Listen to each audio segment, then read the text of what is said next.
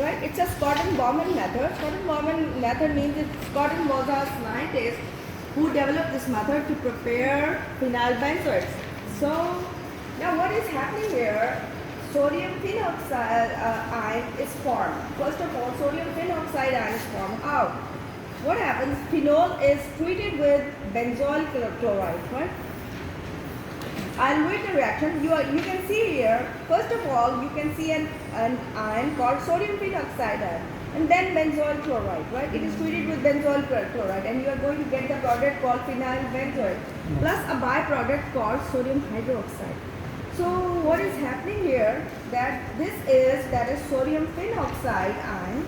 Sodium phenoxide ion, it's an ion, is a transition product, right? That finally, when it reacts with your alkali, which you are going to add 10% sodium hydroxide solution. Now, I hope that everyone knows how to prepare 10% sodium hydroxide solution. In physical chemistry, you learn how to make solutions, right? You all learn how to make you are supposed to know how to make 10%, 5% solution. If you still don't know, take 10 grams of sodium hydroxide and dissolve it in some volume and then shake it well and then make up the volume up to 100 ml. You have to make up the volume up to, in a volumetric flask, make up the volume up to 100 ml, and in this way when you make up the volume to 100 ml, it is called 10% sodium hydroxide solution. Right? So in this way you can use your, because I have read this, you have to read this experiment. So this is the 10% sodium hydroxide is needed. We always read what things are needed in our experiment. So in this one, you need 10% sodium hydroxide. It's an alkali, right? There are many other examples of alkalis, but here in this particular example, we are using sodium hydroxide. And sodium hydroxide has got pellets, different size pellets. So you are going to take some small size pellets that weigh almost 10 grams. Okay, one pellet, two pellets, depends on the size of the pellet. Okay, now in a 250 ml conical flask, that means again what is needed? A conical flask is needed. 250 ml conical flask. What you are going to add? 0.6 grams phenol. 0.6 grams of phenol. Now phenol, you have to weigh it in on the weight balance. 0.6 grams you are going to take, right? And then you will add it inside this flask.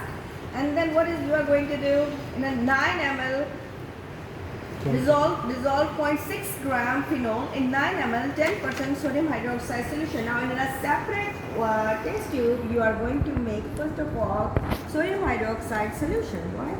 How much? 10% you are going to make, and then that you are going to add 0.6 grams of phenol, right? And I told you how to do the addition. When you are adding any two organic compounds, any two organic solvents, you are always doing it in a dropwise manner. Drop and shake and drop and shake and then wait. See, because there is no rush, there is no, rushing. Okay, आपके पास time कम है, no, it's not like that. आपको आराम से time, you just take your time. उसको time दे ताकि reaction should progress wisely in a nice way, right?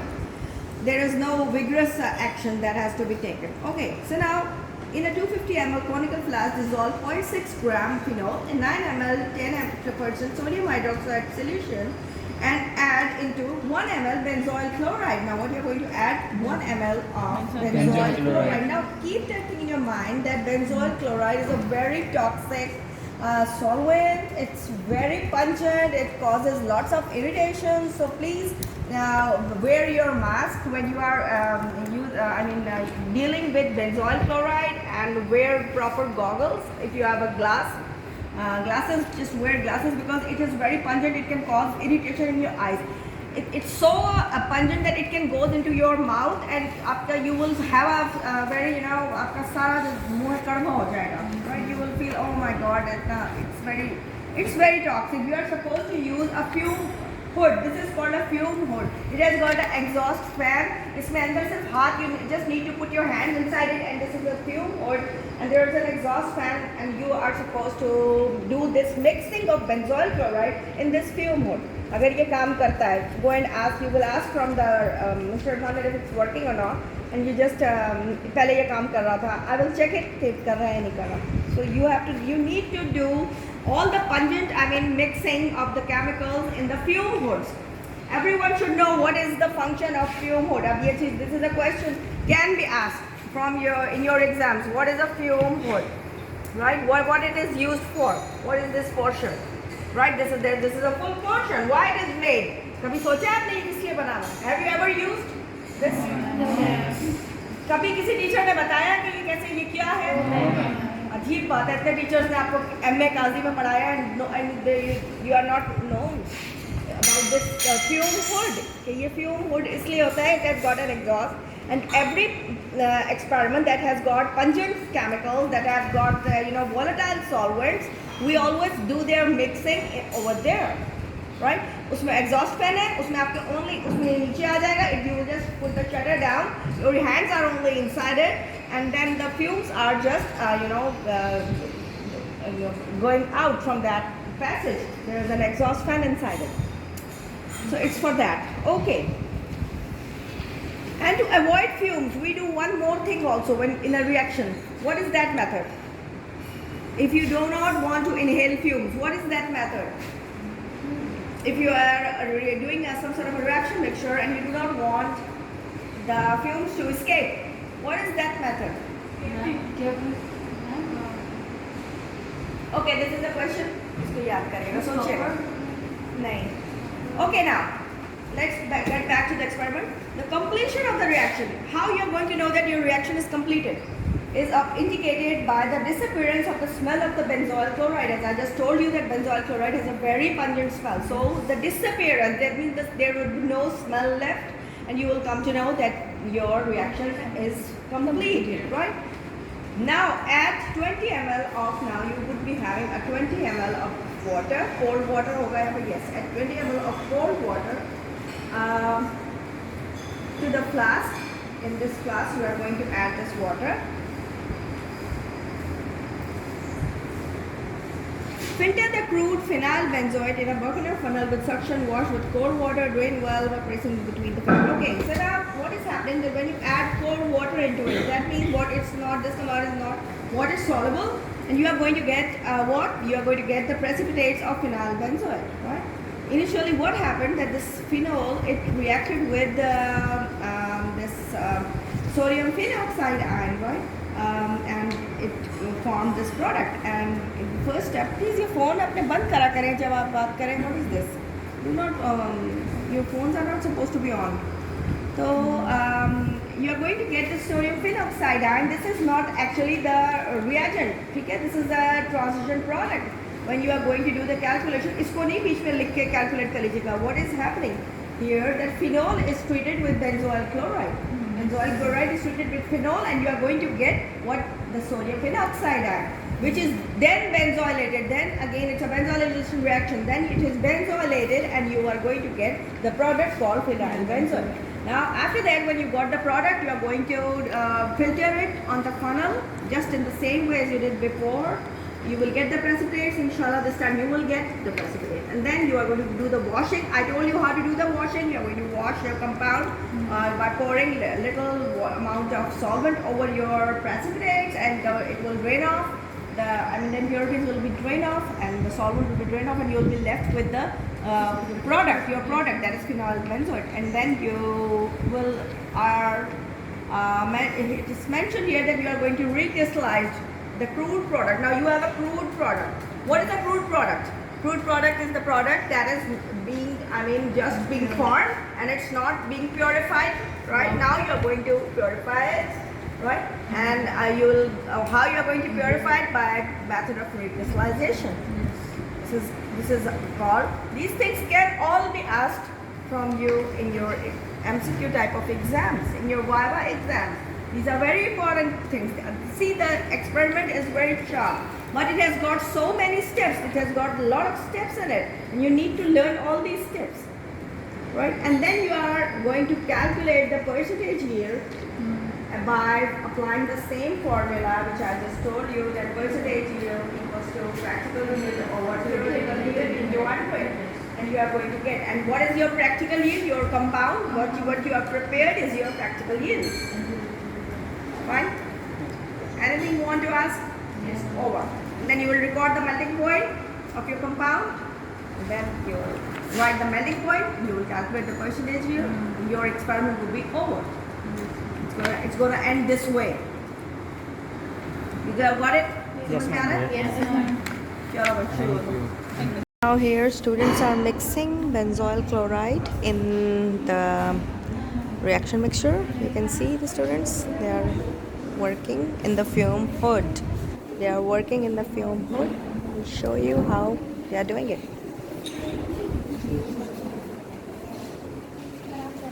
अक्सर picketing की है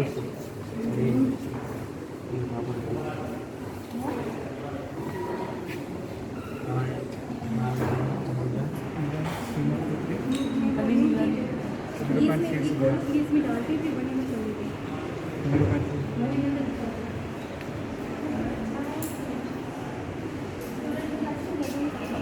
Hello everyone, as I've just showed you, my students are working in the lab and they are in the process of preparing their second experiment. Today they are going to do the second experiment. This is the lab over here. At my back you can see the lab and the students working inside. They are working, and that's the fume hood in which they are working. I don't want to film the female students, that's why I'm not showing, but I just wanted to show that my students are working. It's at about 8:30 exactly we started our practical work. It's BS part 3 and MSc previous lab, and you can see here what it's an organic and inorganic chemistry practical lab, and I'm very much here with my students and I'm happy that they are working. You can see them, they are working.